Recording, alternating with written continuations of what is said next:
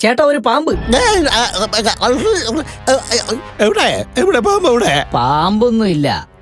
എന്തായാലും ചേട്ടന് നല്ല ധൈര്യം ഉണ്ടെന്ന് മനസ്സിലായി.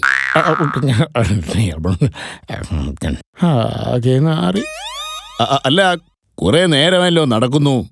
വല്ലതും നടക്കുമോടെ? അങ്ങോട്ട് നടക്കാനാവും, ഇങ്ങോട്ട് ചേട്ടന് നടക്കാനാവുമോന്ന് അറിയില്ല. താനെന്തൊക്കെയായി പറയുന്നേ? എവിടെയോ എന്തോ ചീഞ്ഞു നാറുന്നുണ്ടല്ലോ. എനിക്കും തോന്നി എന്തോ ഒരു ചീഞ്ഞ മണം.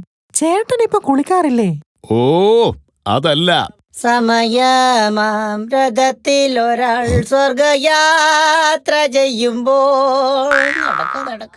ആഹാ, വളിച്ച പാട്ട്. താൻ ആള് കൊള്ളാലോ.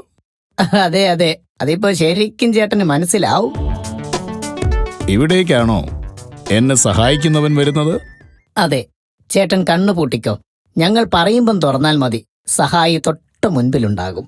ആ, ശരി ശരി. ഇതാ കണ്ണു പൂട്ടി. റെഡി, 1 2 3. ഇനി കണ്ണു തുറന്നോ. അയ്യോ, ചിലമ്പനാന. അയാളാണോ എന്നെ സഹായിക്കുന്നത്? അനങ്ങിയാൽ കൊല്ലും ഞാൻ. ദാ വന്നു, ദേ പോയി. അയ്യോ, അയ്യയ്യയ്യേ, നാറ്റിച്ചു പേടിത്തൊണ്ടൻ.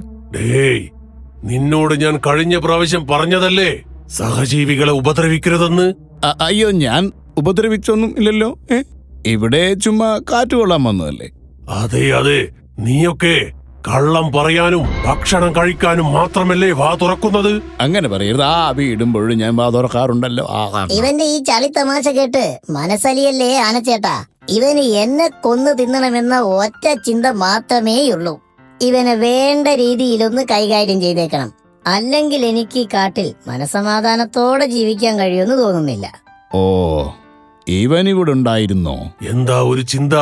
ചേട്ടാ, കൊന്നാൽ പാപം തിന്നാൽ തീരുമെന്നാണല്ലോ. ഒരു സിംഹം മാനിനെ കൊന്നു തിന്നുന്നത് അവന്റെ വിശപ്പ് മാറ്റാനല്ലേ? അതൊരു സ്വാഭാവികമായ കാര്യമല്ലേ? അതൊക്കെ നീ മറ്റു കാടുകളിൽ പോയി പറഞ്ഞാൽ മതി. നല്ലവരായ സഹജീവികളെ കൊന്ന് നീ അങ്ങനെ വിശപ്പ് മാറ്റണ്ട. എന്താ ഇവിടെ ഒരു ചർച്ച? വല്ല ബുദ്ധിപരമായ ചർച്ചയുമാണെങ്കിൽ ഞാനും പങ്കെടുക്കാൻ കേട്ടോ. ഓ, ഇനി നിന്റെ ഒരു കുറവും കൂടെ ഉണ്ടായിരുന്നുള്ളൂ. അയ്യയ്യേ, ഓ, ഈ ഉടങ്കൊല്ലി സിംഹം നിന്ന നിൽപ്പിൽ കാര്യം സാധിച്ചോ? പേന്റൊക്കെ നനഞ്ഞല്ലോ. ഛേ, ലജ്ജാവഹം. ബൈ ദ ബൈ, എന്താ പ്രശ്നം?